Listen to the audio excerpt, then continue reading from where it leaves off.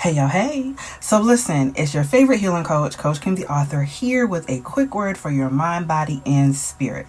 And I need you, first of all, to know that every prophetic word can be for everybody, but it may not be for you right now because we're not all in the same season and we're not all at the same place in our journey. But know that God says you will not miss it. You won't miss it, you're not late, and you're not out of alignment. No matter what it looks like right now or even how long it's looked like this, do not let the enemy make you think that God forgot what he said. So from the title, you can see that I had a dream that I want to share with y'all. And in this dream, I was picking up a package from a woman who was supposedly helping me to help a young boy. And she gave me a big box of stuff to give to him. And then apparently she was going to take me to drop the stuff off. So the scene changes and now I'm in the back seat of this car sitting in the driveway waiting for us to leave when I fall asleep. Now in the natural, before I had this dream, I had laid down to take a nap and needed to be up by 10 a.m. So in the dream, when I woke up, the alarm on my phone said 12:59 for me to watch a TV show or something. And then the clock on my phone read 13:03 because my phone be on military time. Anyway, so now in the dream, I'm frantic, right? I was supposed to be home. I was supposed to wake the boys up for school and I had missed the whole day. On top of that, no one knew where I was and I didn't know where the woman went that, was there with me. And then there were these cars in the driveway surrounding the car that I was in. So even if I knew where she was, I couldn't get out. So I jump up and kind of fall out of the back seat and into the driveway. And I've got one shoe on and I'm struggling to pull the other one on, but I don't quit until I have it on. So I'm looking around and I can't see any way out of the driveway, but I do look up and I see the street signs. So I pull my phone out to order an Uber and then I wake up. So there's a few things I need to point out in this dream.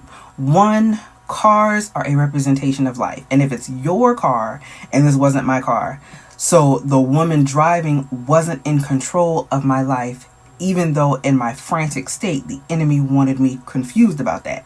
Two, shoes, if they're torn or ratty, can represent poverty, which my shoes, weren't any of that. And they can also represent preparation. So ideally, if I had gotten out of the car without my shoes on or didn't fix them on my feet properly like I made sure I did, it could show that I'm unprepared for what's coming. 3, the time that I woke up and the unclear location I was in was meant by the enemy for me to see and be afraid that I was late for my blessing and out of alignment from God's plan. But my refusal to leave my shoe behind and my presence of mind to try and figure out where I was and put a plan in motion to get where I was supposed to be by ordering an Uber showed that not only was I not unprepared, but even in my fear, I had the presence of mind to work through it and keep moving forward. Even in your fear right now, keep going. Even in your frustration of the unknown, know that you are prepared. Every way that you're afraid you're not, you are. You've done the work, you've been obedient, you've shown up in every way the Lord has asked of you, even when you didn't want to. You are not out of alignment. You're not in the wrong location. You're not late. You didn't miss it, and it's still yours. All those blessings are still yours. Everything that God has promised you is coming together in your favor and for your benefit in Jesus' name. And that weight that you feel is the pressure of new life coming into view. Think of a mother giving birth and the pressure that we feel when that new life is pushing on us to break free.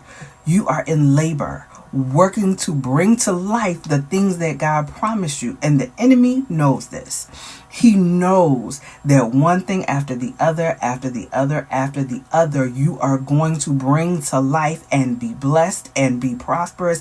And he's trying to stop it before it comes because he knows that once it's here, once it's been birthed, there's nothing he can do about it. The scriptures God gave me for this particular dream is Amos 9:13 in the Message and Revelation 12:1-4 in the New King James.